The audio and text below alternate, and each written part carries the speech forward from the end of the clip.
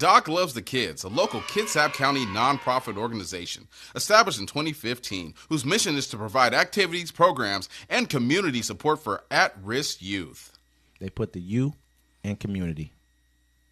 Doc Loves the Kids.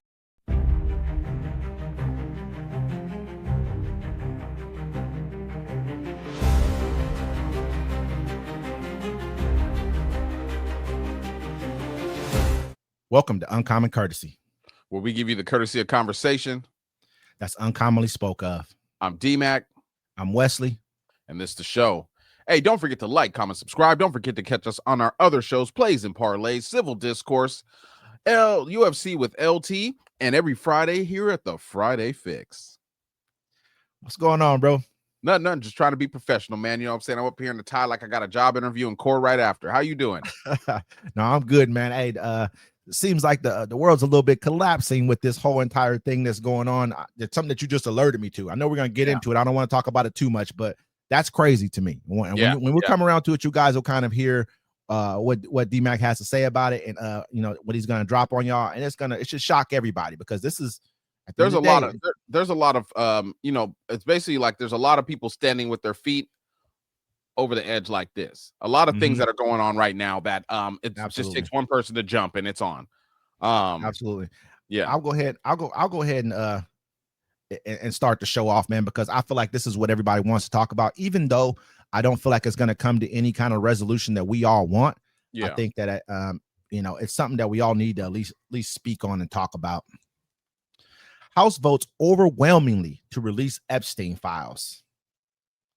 Ahead of a vote that President Trump and GOP leaders had toiled to avoid, they embraced the bill as a step toward transparency, even as they called it flawed and unnecessary. The House on Tuesday approved a bill directing the Justice Department to release all files related to its investigation into the convicted sex offender Jeffrey Epstein with a near-unanimous vote, a stunning turn of events after Republicans had worked for months to avoid the vote. The action came after Democrats, joined by a tiny group of Republican defectors, succeeded in forcing the legislation to the House floor over the vehement opposition of President Trump and GOP leaders. It reflected how the Epstein affair and the president's handling of it has fractured Mr. Trump's political coalition and suggested a slip in his iron grip on his party. It also placed intense pressure on Republican-controlled Senate, which has so far kept the Epstein issue at arm's length, to follow suit and clear the legislation for Mr. Trump, who in a spectacular reversal on the matter on Sunday said he would sign it. In the House, the sole lawmaker to vote no was Representative Clay Higgins, a far-right Republican from Louisiana. The vote was 427 to 1. Even as all of them voted to demand the release of the Epstein files, Republican leadership dismissed the measure as a political show vote, driven by Democrats who were only feigning interest in the Epstein saga in hopes of inflicting political damage on Trump. Even though the president has said he would sign the bill if it were to reach his desk, its proponents raised questions about whether the Justice Department would ultimately release the files.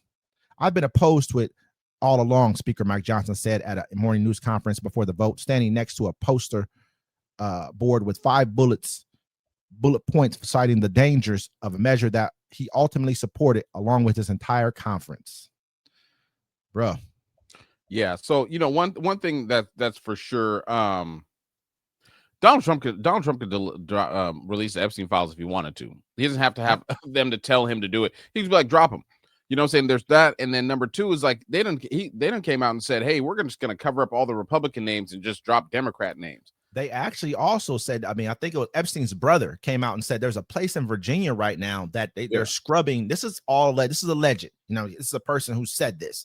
So I don't know if it's true, but Jeffrey Epstein's brother said that the one who we saw in the actual email speaking to Epstein said that there's a place in Virginia right now that they're sending all the files to, or whatever, however you want to say it, that they're scrubbing all the Republican names off of it, like you said. And so will we get the full files? We'll never really know. Crazy work, Wes. Like, hey, we're going to get all the Democratic pedophiles, but the Republican ones, you're free to keep doing what you're doing. Hey, don't worry, guys. We've been holding this off long enough so you can get your affairs in order and make sure you have a new place to go touch kids at. You know what I'm saying? Like, these people have known that Trump was in these files for quite some time, and they've been questioned about this, and none of them have even answer the question, which, okay, I'll give you that. Not because I want to give it to you because it's right, but I'll give it to you because, okay, you work for him and he brought you into his administration and he can take you out of his administration at any given time. I get that. Okay, he's your boss. You're having some type of a loyalty type of a moment with him, right?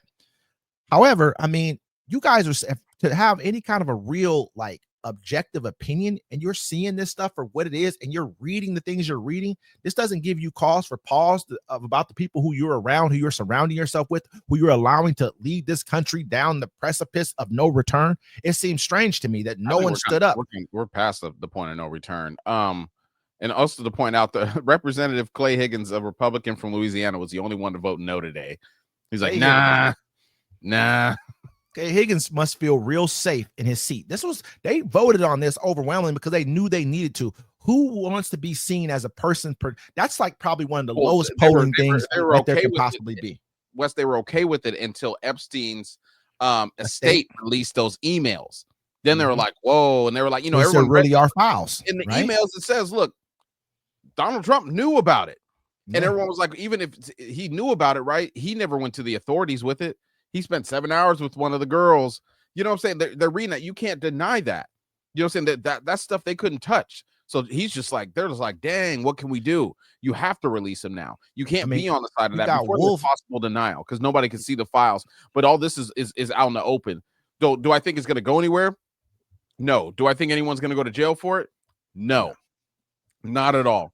When you got guys like Wolf, who's speaking about, him speaking to Epstein, okay, hey, they're going to have a CNN special on you, where they're going to ask Trump questions about you during a CNN a little episode they're having on Trump, right? So he's speaking about Trump in the email. So obviously Trump knew. On top of that, we gotta kind of have to dig into this even a little bit further, where we're looking at it like, okay, not only did he know, he partook in a lot of this stuff too. They're saying that he may have been there for what was that, Thanksgiving with Trump as well. Yeah. I mean, so how far does this really go? I mean, what's the backstory of this? Then they also had the representative from the Caribbean, I'm not sure which island it was there, or just our some of our districts down there, our islands down there in the Caribbean that we own. Basically, she came out and said that they found out that she was taking direct orders from Epstein during the time there was a committee hearing with Michael Cohen, when he was having his committee hearing, basically testifying in front of the the House committees about this whole entire Epstein, about Trump. And so Epstein was giving direct commands to her, texting her what to say. He's asked her, are you chewing right now? And she was chewing gum at the time. You see her stop chewing, and then she emails back, not anymore. No, not anymore. Whoa, man. Like, just the utter, I'm like, how like serious this is. And he's giving her questions, asking her to ask about this person right here. And this was Trump's, like, his secretary. He's like, she's the one who knows everything. Why is he pushing buttons to get Trump, kind of pushing this? He pushed the whole entire trial with Peter Cohen, and then the whole entire Stormy Daniels. He helped push that on Trump, knowing this was his get back, pretty much in my eyes, for what Trump did to him over that house. Look at how they're treating Giselle Maxwell right now. They moved her to a cushy jail. She gets custom meals. The warden is basically her secretary. Any prisoner that says, doesn't she get a dog too? Yep, she gets a safety dog. She gets the yard when she wants. You know what I'm saying? Like, this is a convicted sex offender, ran one of the biggest known child sex rings in America, and she's getting parental treatment in prison. Treatment, yep, absolutely. Think about the dirt they know. Think about it. They came to her and she was like, something happens to me, these files will be released. Everyone's name. And Jeffrey Epstein's brother came out. He was like, yeah, I talked to my brother, and he said, man, if people knew what I knew about both these candidates, they'd both drop out. And so this is when Trump and Clinton was running. Yeah, Hillary is running. This is not about, so people want to talk about Biden. So I'm pretty sure, I mean, who knows what he knew about Hillary Clinton? Who's to say? Like this guy right here, obviously had a lot in, but he knew about Bill. And then that would absolutely just on to her, because Bill was down there. We're never going to know what's in these files. These people are going to try to take it to their grave, and even if it does destroy the system, it needs to. You know what I'm saying? Because I don't want to be. I can't have a pedophile in chief telling me what I need to be doing. You know what I'm saying? Like this, he's off How do the you hand. turn back from that? How do they rationalize that? I'm gonna ask you that. How do you we see these people, or who cares what's in the files? They're getting to that point to where, and then you have, I can't remember her name, Fox News. She used to be Megan. No, Megan, Megan Kelly, it was I believe Megan it was, Kelly, came out and was like, is it really pedophilia? No, she was like, I know a guy that, he likes him young. He likes him like, 15's a good age, You know what I'm saying? But they got a clip of her before that looking the victim in the eye saying, this is horrible that happened to you. They'll justify it. What's the guy named Jones? What if Donald Trump comes out and said, yeah, I did it? What's the other? What the guy's name Jones who was Infowar who got the lawsuit on him? Alex Jones. He came out and was like, who cares if he blew someone down? You know what I'm saying? If I had done that, I would basically come out and tell everybody if I'm getting blackmailed for it, because he knows these people are he's being blackmailed allegedly by the Israelis or whoever else was a part of this, the Mossad, and whoever else, Jeffrey Epstein, whoever was working for him, probably Putin, everyone else who has these photos of him. This is why we're bending over for everybody, because this blackmail, it needs to come to an end. This is the problem with the government. All this blackmail, corruption, bribes need to come to an end. And this is why our government does not work for the people. But go ahead. Yeah, no, you're right. You're right. And someone said that like the Epstein files being released from the estate is they're blackmailing him in real time. You know what I'm saying? Absolutely. And you see, he looks defeated. He was like, he's like, let him out. I just don't want to hear about it anymore. What did he call the lady you said again? Miss Piggy. He said, shut up, Piggy. That's anger. That's anger right there in my eyes. That's like telling you, when a person, that's the way to say a hit dog holler. This is who people voted for. Like you look at it, you're mad because she's asked you about a question that you're involved with, and you're supposed to be the commander in chief of America, and you're like, shut up, Piggy. To a news, you ain't got no. Wow, it just tells you what he would do when a person cannot control themselves to that level. That tells you what he would do. You know what I mean? And everyone will look at us all like, well, you. This is the president of the United States, brother. Okay. You get what I'm saying? It's a different situation. We're not talking about me. We're not talking about D-Mac. We're talking about the president of the United States of America. The guy. I go by his lead. The girl, whoever we needed at the time. You know what I mean? We got to be able to rely on them to be a little bit better than the average person walking around the streets here with an opinion. Not for me. I go by his lead. He's calling reporters piggies. I'm calling women piggies. No, he's lying about everything. I'm out here lying too. I'm stealing and cheating and doing whatever they doing. You want to know why? That's the new American way. You need to get on board, Wes. You need to come out here and help me steal from the poor.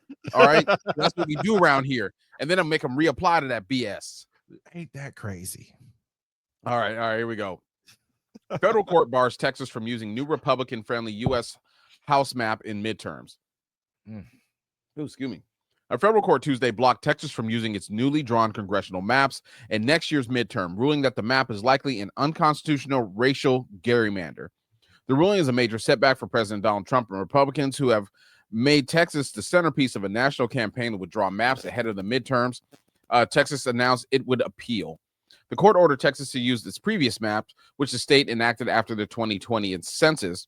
If the ruling stands, Republicans could end up on the losing end of a mid-decade redistricting fight they started.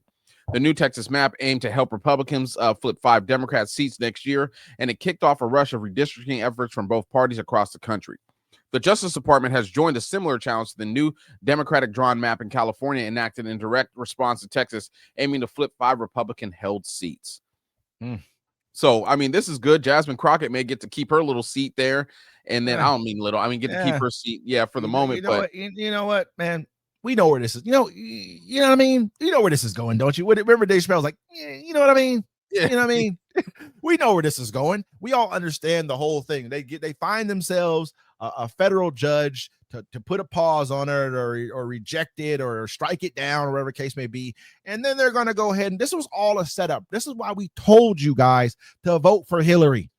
It ain't like I loved Hillary. Oh, I'm a Hillary fan. No, No. This is we're going to go further Hillary. Than this. People, we got to go back further than this, because this is when he got the first elect was when he got the first 3.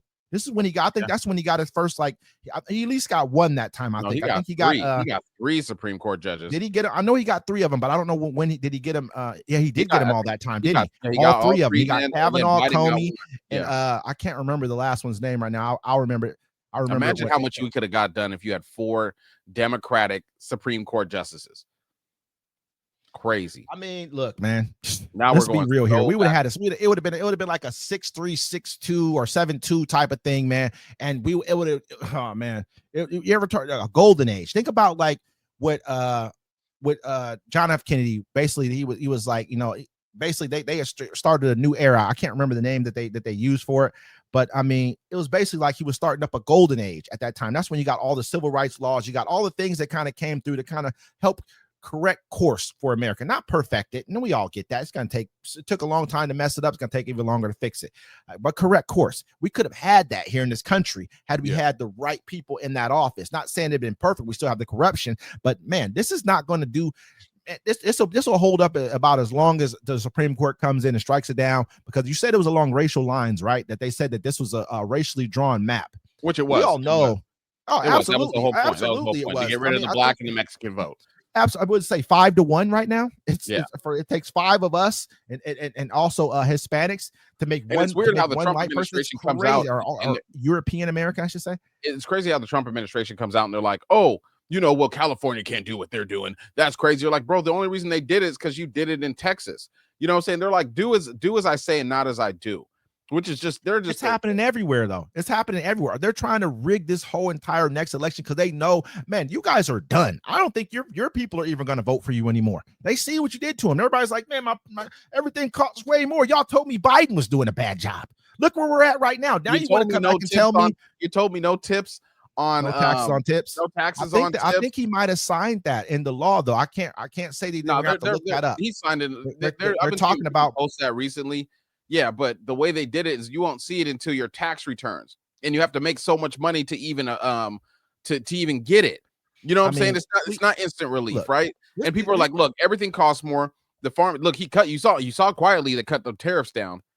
You know what he said? He told you. He said, "Oh, we're going to try to cut the cost of food, so we're going to go ahead and cut the tariffs down to here." He admitted to you in your face. I had a guy come on my page, man. I respect him too. You know what I mean? A friend of mine came on my page and basically told me that, oh no, we don't pay their tariffs directly. That's disingenuous. Just because I don't hand a person normally, just because if it's a business transaction, I'm not handing that person my money for the tariffs. I am paying it if it's in the cost. However, on another aspect, I told him, I said, look at Amazon.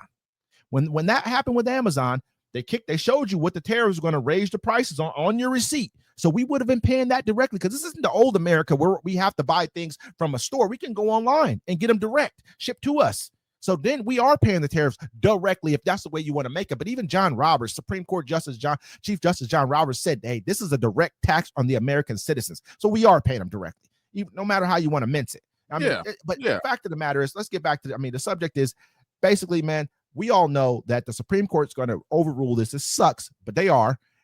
Texas and many other red states are going to follow the same exact line. Imagine when they go to Mississippi, and there's probably the highest percentage of black population are like in South Carolina, Mississippi, right around those areas. Is in Mississippi. Yeah, the percentage wise, I believe. Yeah, imagine when they go and they gerrymander that one. Yeah, they've had so much time to clean that up themselves. There's so many of you out there. So many. But what do they do though? What do you think that happens to most of that population? You go locally, you go drive down the road, you see chain gangs. Yeah. Working on the chain. Well, that's why the felonies were created. You know what I'm saying? To make it so black people couldn't vote. We got to remember this. Then they had poll taxes. They had basically where you had to also pay to vote. Then you had to learn. You had to be able to read what they told you to read to vote. You think they gave it to the same person right across?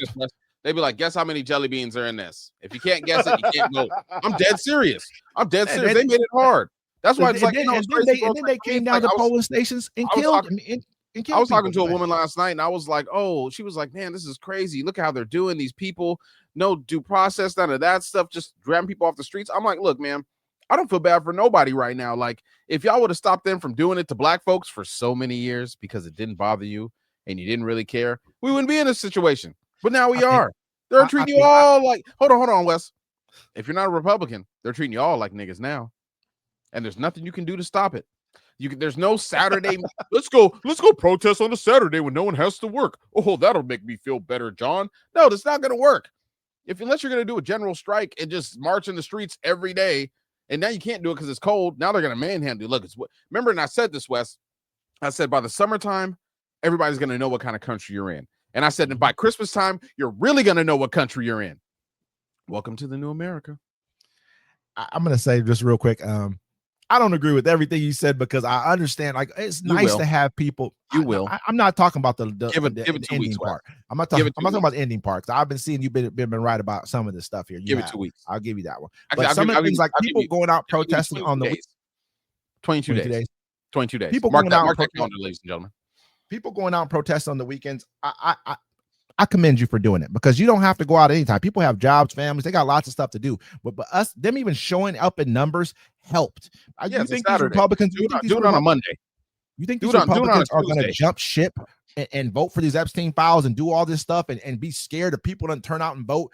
They didn't. I mean, people are led by other people a lot of times, man. If they see the public sentiment is shifting, you know what I mean? They may shift their sentiment too. People say, "Oh, this person's doing great." They're gonna go, "Oh, he's doing."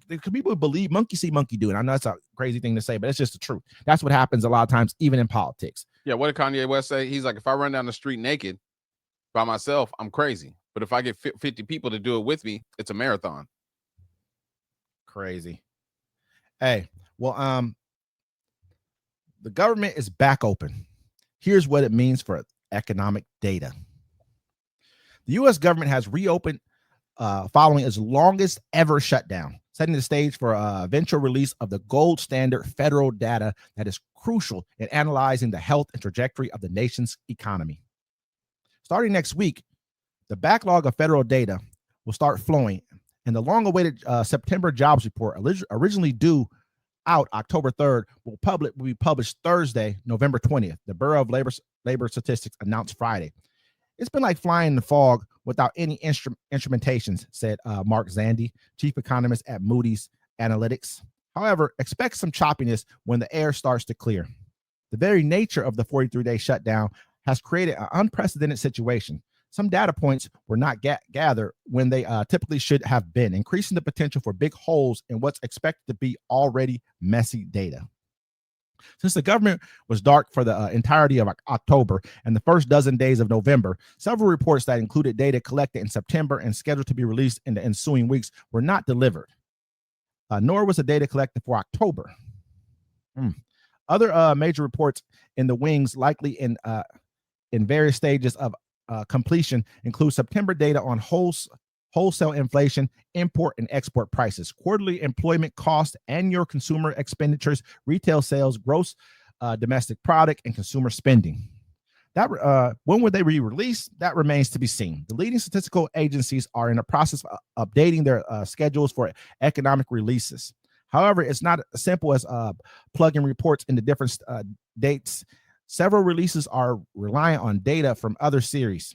For example, CPI and producer price index data points feed into the Fed's favorite inflation gauge, the personal consumption expenditures price index, which in turn feeds into GDP.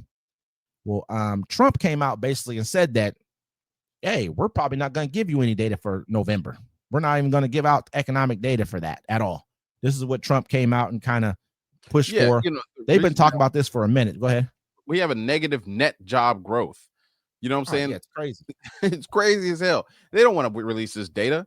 They can't. You know how bad it's going to make him look. Like, there's no transparency. They're telling you whatever they want to tell you. You know, they keep coming out. Oh, inflation's down, and they're telling him whatever they want to tell him. He's not even looking. He's like, oh, and the prices are down. He's like, gas is $2 a gallon. I said, where, homie? He just lies. It doesn't matter. He just make up a lie, like you said. I don't think he's lying. I think he just doesn't. He's not. They're not telling him. They're telling him whatever he wants to hear. You know what I'm saying? And then when he's hearing stuff that he doesn't want to hear, you know what I'm saying? He's throwing a fit. You saw him yesterday. He was out there. His voice. Oh, why is my throat hurting? Because I was yelling at people about trade. He said he keeps saying I made these trade deals with China, these soybean trades with China. They ain't made no deals. The soybeans are rotting. China's like, I'm not buying nothing from you. I'm going to Brazil. They bought 2 loads of soybeans, which is still like, even though he made the deal, they bought 2 purchases. They made 2 purchases of soybeans, where they said are still way below. Not saying those 2 purchases should have been all of them, but they're saying they're not even because they're not even really purchasing like they should be purchasing. They said that Brazil is about to have next year record bumper crop for soybeans, which is going to also hurt us. We need to understand that even his BS deal he made for soybeans was he made a deal for them to buy less than they were previously buying. I don't know what kind of deal that is. This is the art of the deal. You know what I mean? Like I don't know. Trump you know doesn't what I mean? understand. Like Trump's used to doing business with people in America that don't have the money to fight him in court or anything like that. So out here, he can bully people and do that stuff. The rest of the world is like, deuces, we don't need you. We're just doing business just to keep things cordial. We can go somewhere else and get it, and your people can suffer like they're doing now. People are losing their farms. Look, they're not going to give you proper data ever again. I mean, it's coming out like there's no one's getting. There's not enough. There's more people losing their jobs than people getting jobs. And the companies are making record profit. They've lost over a million jobs. Go protest on a Wednesday, folks, because your Saturday protest ain't doing nothing. We lost over 1 million jobs since he's been in office. We've had people come on our page and take the stance that, oh, these were government jobs. This is what I voted for. To say that's our favorite line. This is what I voted for, which I don't care. I know you're an idiot. I know you're dumb. So I don't expect you. I expect you to vote for this type of dumb shit. You know what I'm saying? Like, what else would I expect you to vote for? However, he's lost over 1 million jobs, and they're not all government jobs. A lot of it. I'm sorry, go ahead. No, they're like, I'm glad that person I never heard of and what they do, never heard of, and don't know what they do, lost their job. That's what I voted for. Pain inflicted on random people I don't know, because that's what I want. Yeah. Now close the door and let the commander-in-chief touch that child. You know, it's crazy because that's pretty much. I can almost say that's pretty much what's happening right now. Yep. The same people who say that say they don't care about that if he did it or not. This they don't crazy. Care if he did anything. The people you're arguing with online are from Russia and India. Let's keep it 1,000. Some of them are people who I know. Bots. Really? No, brother. This is some people that I know. I think the question right here. You keep Wes. Hold on. I didn't say I hang out with them. I said I know them because I know you. I've lived. I went to school. I've lived in so many. You get what I'm saying? You know what I mean? Like life is life. It's like working in a work environment. If you have a person at your job who says something like that, ain't on the list. His homies. Let's not talk about this right now because I'm pretty sure you got. I won't bring it up, but you know what I'm saying. You're right here, man. You know what I'm saying around here. Yeah, I'm not gonna say anything else. But go ahead. I'll let you go ahead and go on to the next one before we get too deep into this conversation right here. Yeah, go ahead. All right.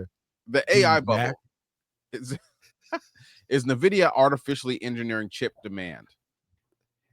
Some of the UK's biggest financial institutions are investing in artificial intelligence. In November this year, Lloyds unveiled the UK's first multi-feature AI-powered financial assistance in September. HSBC launched its generative AI-powered platform, and in March, NatWest became the first UK bank to partner with OpenAI. Now, ladies and gentlemen, give me a second. Now, however, it must been recognized that NVIDIA, among others, has been accused of working to artificially engineer demand by investing in firms like Mistral, Figure AI, and XAI, which in turn redeploy some of the venture capital to buy NVIDIA's chips.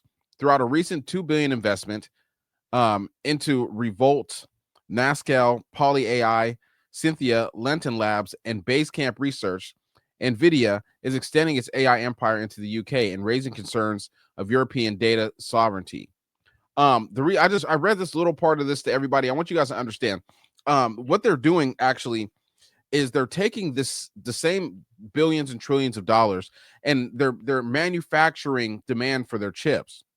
So they'll buy open AI companies, and then they'll have those companies demand these chips from NVIDIA, right? So there's not really a market for it. And so the market is actually going to collapse. And as Wes will tell you, it's one of the biggest companies in the world. And if that collapses, someone else had pointed out, like, look, these companies are just taking basically $7 trillion. They're taking it and just passing this fake $7 trillion around and doing business with it. It's not really there. There's no money there. There's no demand.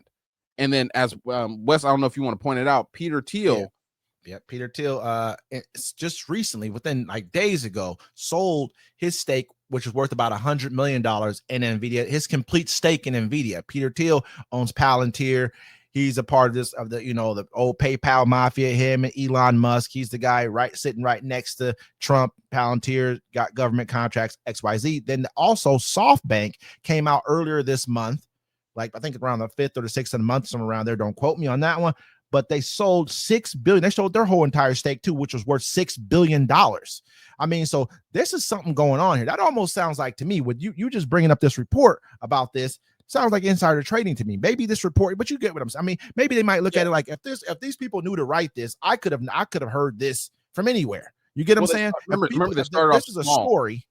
They started off small in the beginning of the year with the cryptocurrencies, right? Remember Trump made the Trump coin. Everybody put all their money in, then they pulled it all out. You know what I'm saying? And they got all the investors for all their money. But this is a lot bigger, ladies and gentlemen. This is going to cripple our economy, and we're all going to hit a recession because we got to understand. Nvidia has been the biggest driver of the market. Period. Nvidia went from like, I won't say a small company, but they're now like $4 almost $5 trillion company. Something like it's crazy. They're the largest company by market share. You know, I mean, I won't say by market share, by I guess you would call it market share. On Earth right now, they're the biggest company, as far as like what their projected worth is. I should say that's the best way to put it. Someone said SoftBank is selling its Nvidia stakes to fund companies whose main expense is buying from Nvidia. It's quite possible. I mean, not sustainable. You know what I'm saying? Don't get this wrong though. Nvidia is a major player in the chips game. What he's saying though is that they're creating fake demand. Like, don't get it wrong. There's demand out there. They're selling a lot of stuff. However, now they've gotten so big that they're starting to create fake demand. Oh, they're starting to make this thing look even bigger, so more money gets pumped into them. Probably, I'm not sure exactly why. So I do think this company is sustainable for what it is. I do think it's a huge company. I think it's very sustainable. But this just may be part of the game. I don't know. Well, I guess the only place that makes the conductor chips that they really need is in Taiwan. It's only one company in Taiwan that makes all these chips. This guy made this whole video on it. I'm gonna post it on our page. And I was just sitting there. I was just like flabbergasted, like, dang. You know what I'm saying? Like, when this is what happened. You remember the housing bubble that happened and we had the recession during President Obama? This is going to be a lot. 09. This is a lot of money. It's going to be coming up missing. I mean, you look at this record run in the stock market. This was fueled by Nvidia. If this company burst, oh man, this thing's going to tumble down to 30-something thousand, 35, back to pretty much where it was under Biden. You're going to see a huge, but it's going to look worse than what it really is, but it's going to hurt. That's 10,000 points. You can't, I mean, that's people's perceived wealth. That's all stocks are, perceived wealth into unrealized gains, unrealized wealth until you actually have to purchase them. That's not to say that this company is not a really good company. I'm not going to knock Nvidia until we see something that kind of throws it off. I'm not going to knock what's going on with AI. I see what the future is pretty much. I think they have a huge future going forward. You don't give Elon Musk $1 trillion pay package if you don't think that there's some, even though he has to hit marks to get it, if you don't see like where he's kind of heading with the things that he's doing, the humanoid robots, all the kind of stuff, that stuff's not going to actually take off at some point in time, which I do think it will. Well, he may just be a little bit ahead of the game. Y'all better be careful about them robots. The robots about to be police for y'all. Because think about when the police stop fighting for the rich and the powerful, then something's going to have to come in and defend them. And it's going to be these robots doing karate moves and jumping around and kicking people in the head. Absolutely. And with that, ladies and gentlemen, it's Uncommon Courtesy. And then Wes, how many days has it been? It's been 302 days since we've been commandeered by a wannabe authoritarian. 302 days. With that, ladies and gentlemen, we'll keep bringing you the news as we do, for the people, by the people. Once again, this is Uncommon Courtesy. Until next time.